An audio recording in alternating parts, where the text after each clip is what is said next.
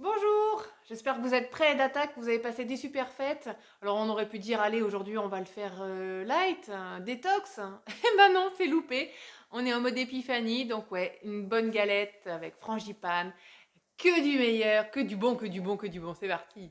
Pour bien démarrer, qu'est-ce qu'il vous faut? Une couronne. Ouais, ça c'est pas obligatoire, enfin pour celui qui aura trouvé la fève. Donc oui, il vous faut une fève et les ingrédients, donc farine, sucre, fécule de maïs, lait, eau, du beurre congelé, c'est obligatoire pour avoir une bonne pâte feuilletée. Donc, on est parti. Alors, donc j'ai programmé, comme vous pouvez le voir dans ma semaine, donc la recette qu'on va faire aujourd'hui, si vous avez envie de la refaire, c'est la galette des rois à la frangipane. En fait, c'est la première que vous avez sur Cookie Dough. Donc vous la sélectionnez, vous avez tous vos ingrédients, donc vous avez évidemment, comme moi, tout préparé à l'avance.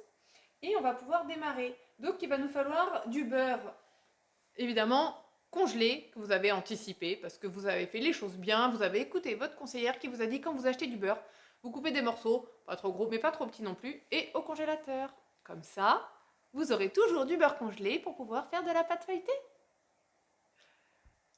Alors, donc là, voilà, vous voyez, des morceaux. Donc je rajoute, et me voilà à, bon, 157, j'ai un petit peu de rab, mais on est bien. Je vais les remettre au congélateur. Juste avant, je passe à la suite. On va rajouter la farine de blé. Il vous faut 150 grammes également. Voilà. Ensuite, de l'eau froide. Et bien, on va aller la chercher. Donc 175 grammes d'eau froide. L'avantage avec le TSM6, c'est que vous pouvez peser au gramme près. Donc c'est hyper pratique. Du coup, une petite pincée de sel. Bah, évidemment, c'est ce que j'avais oublié. Donc je le récupère tout de suite. Enfin, j'ai mon assistant qui m'aide, donc c'est pratique. Pincée de sel. Ensuite, on insère le couvercle et le gobelet. Et là, on va donc mélanger tout ça 15 secondes sur la vitesse 6. Donc là, ça y est, les 15 secondes sont passées. Donc votre pâte doit être friable. Je vous montre. Donc vous voyez... Oh, qu'est-ce qu'elle est belle. Qu'est-ce qu'on va se régaler. Bon, vous aussi, hein, ceci dit. Allez, on va la façonner. Donc on va regrouper notre pâte. Et on va faire une sorte de joli petit carré qu'on mettra au frais parce que votre pâte feuilletée doit toujours rester froide et ne pas trop la travailler, autrement vous allez réchauffer le beurre et ça va coller, il y en aura partout, ce sera une catastrophe. Donc, petite préparation de pâte. Donc voilà, on va basculer au niveau de notre plan de travail, on va bien racler la paroi de notre bol et on va faire descendre notre pâte sur le plan de travail légèrement fariné. Donc vous retournez directement le bol, vous faites tourner les lames et tadam! Ensuite, on va donc regrouper toute notre pâte friable à la base pour faire une boule. Voilà, vous récupérez bien tous les petits morceaux. Ah, les aléas du direct, quand ça sonne, ça sonne.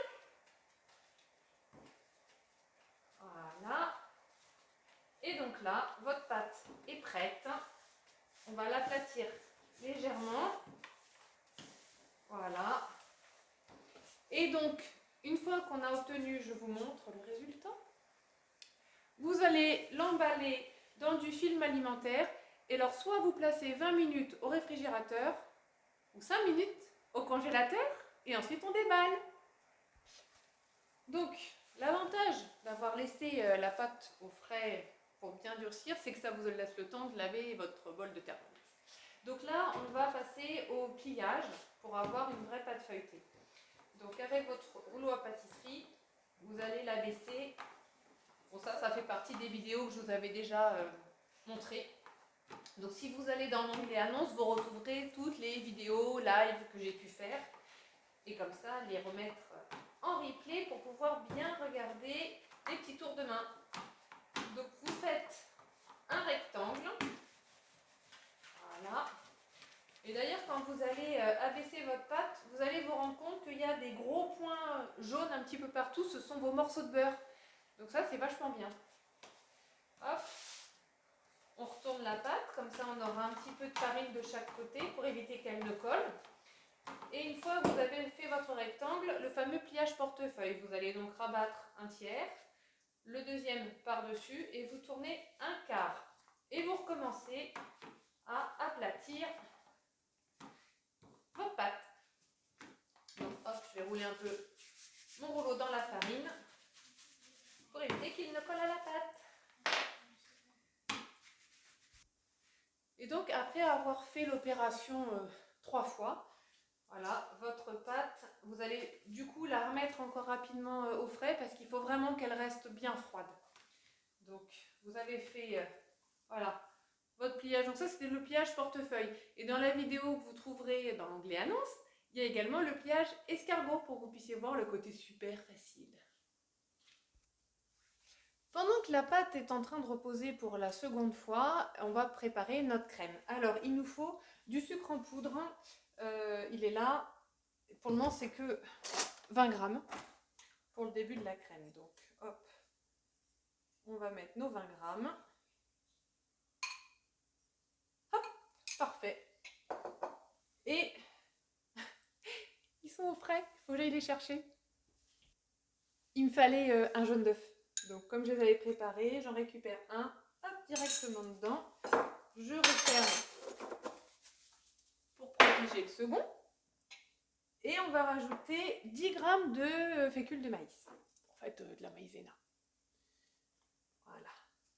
Ah! Je l'ai mis un petit peu à côté. Autrement, c'est pas drôle. Vous vous ennuieriez. On passe à l'étape d'après. Et là, il nous faut 130 grammes de lait. C'est parti.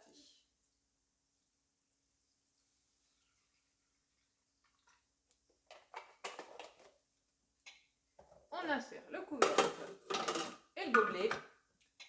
Et là, 7 minutes de cuisson à 90 degrés sur la vitesse 4. Ça y est, la crème est prête. Donc, on va pouvoir, 5 secondes vitesse 9 pour bien tout mélanger maintenant qu'elle a chauffé. Et ensuite, on va donc la transvaser dans un saladier qu'on va recouvrir d'un film alimentaire bien au contact pour éviter qu'elle ne croûte. On va la laisser, bon, on va laisser finir. Ça y est, il a fini. On va la laisser refroidir complètement et ensuite donc on continuera l'étape suivante pour pouvoir incorporer la poudre d'amande et puis passer à la préparation des 2 disques de pâte feuilletée. Donc on va passer à l'étape galette. Donc par rapport à votre pâte, vous l'avez ressortie du réfrigérateur, vous l'avez aplatie et il va falloir en fait la couper en deux pour pouvoir faire 2 disques. Un petit peu plus petit que l'autre. Je vais donc utiliser une fourchette, voilà, je vais couper ma pâte. Donc pas tout à fait à la moitié. Voilà, donc on aura un petit disque et un grand disque. Et maintenant, vous allez vous amuser à faire une belle galette bien ronde.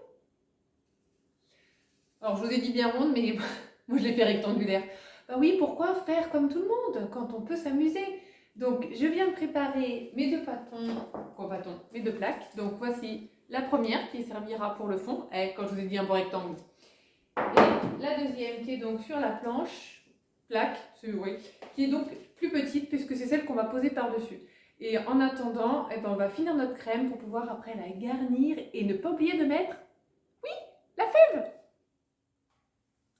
Donc, on va récupérer notre crème pâtissière qui a refroidi. Alors, l'astuce, bon, en ce moment il fait froid, donc vous pouvez la mettre dehors, autrement faites comme moi, vous la mettez dans le garage. Donc, notre crème pâtissière. On va rajouter les 100 g de poudre d'amande. Ensuite, 100 g de sucre. Bon, en fait, j'avais tout préparé, c'était le sucre manquant. Voilà. Un œuf entier. On se souvient pour l'œuf, pour éviter les micro-coquilles? Oui, on casse à plat. Après, vous pouvez transvaser dans un récipient pour vérifier qu'il n'est pas pourri. Il sent bon. Oui, alors 2021 n'a pas changé, hein. Je suis toujours un peu clown sur les bords. Et 25 g de beurre.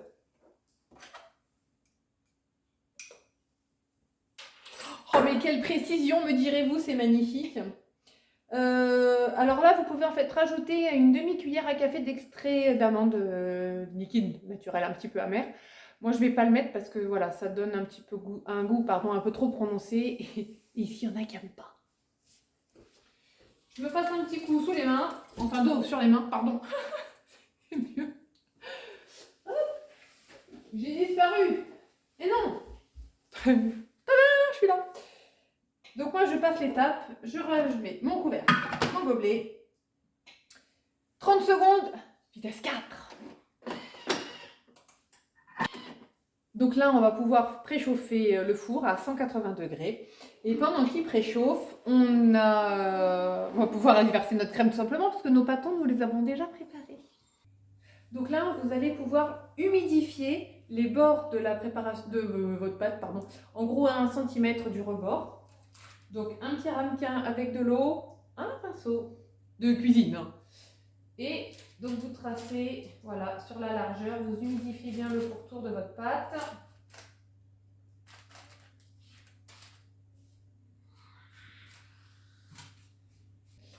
Et maintenant qu'on a bien humidifié, on va rajouter, voilà, notre crème.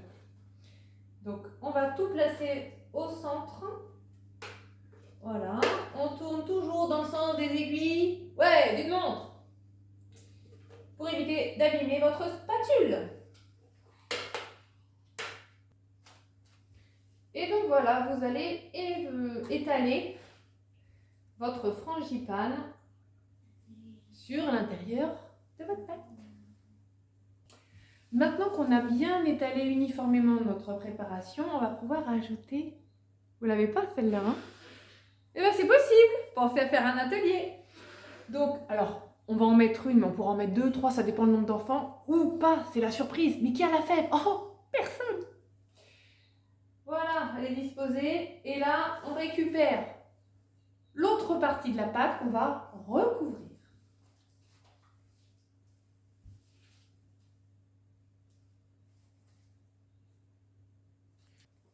Donc maintenant qu'on a recouvert, vous allez pouvoir rabattre légèrement la pâte dessous sur celle du dessus pour pouvoir bien aplatir et permettre à la garniture de rester à l'intérieur. Et ensuite, à l'aide d'une fourchette, vous la voyez, on va faire plein de petites dents tout autour pour bien sceller la pâte. Et ensuite, on fera nos petits croisillons pour faire un joli dessin. Donc voilà, vous voyez, avec la fourchette, hop, vous écrasez bien les soudures pour que la pâte colle bien. Voilà, vous avez plus qu'ensuite à faire avec votre couteau des petites présentations. Donc vous pouvez le faire en format feuille, en faisant attention quand même de ne pas découper votre pâte. Autrement après, voilà. Et puis on va pouvoir badigeonner avec un jaune d'œuf et un petit peu d'eau, un petit peu de lait pour diluer. Et ensuite, il n'y a plus qu'à enfourner et se régaler. Alors, vivement la sortie du four! Voilà, la dorure, comme vous pouvez constater, est faite. Il y en a bien partout. Donc maintenant, on va enfourner 35-40 minutes. Faites bien attention avec votre four. Surveillez la coloration. Et puis après, régalez-vous. Et voilà, tout juste sorti du four. Alors, vous en pensez quoi? Oh là là, trop belle. Alors oui, j'ai toujours ma couronne. Je ne sais pas encore si ce sera moi la reine, puisque la galette étant toute chaude, on va attendre qu'elle refroidisse avant de la déguster. Donc aujourd'hui, c'était version frangipane. Et je vais quand même aussi faire une version brioche des rois, parce que tout le monde n'aime pas la frangipane. Donc comme il en faut pour tous les goûts, et il y en aura pour tous les goûts. Voilà.